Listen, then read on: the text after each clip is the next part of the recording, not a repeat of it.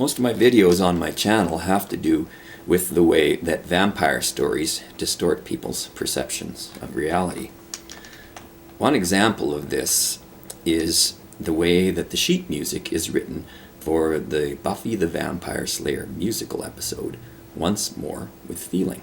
The central premise of this episode is that when people sing, the truth comes out.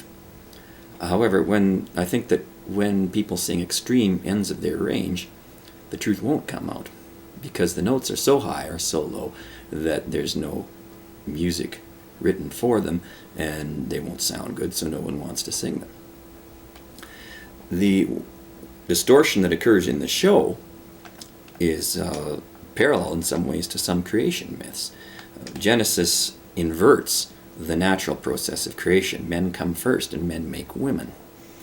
The same thing happens in some ways in the show. The opening note of Spike's song, Rest in Peace, for instance, that you can view for free where you buy the sheet music on the internet, is written up here. It's written as a G4 on the page. But when it's sung in the show, it's not there at all. It's actually down here. It's a G3.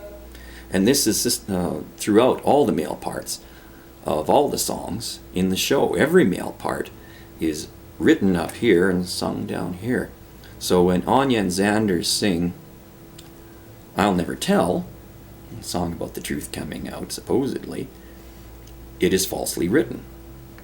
Xander and Anya, in their opening verses, have notes written down here, and they're written as if they're singing the same notes, when in fact Anya is singing one octave higher than Xander is.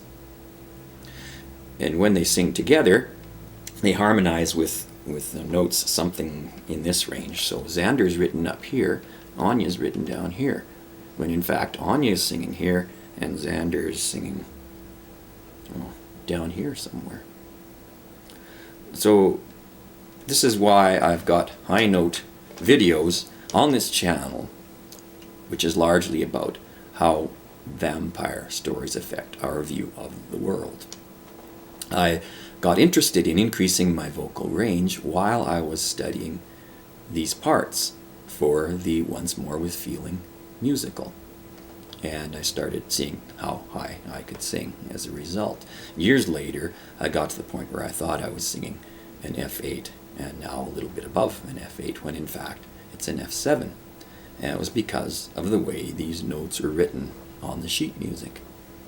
So this is one small way in which a vampire story, or in this case a musical version of a vampire TV show, creates this sort of perceptual filter that makes you see the world in a way different from what it actually is.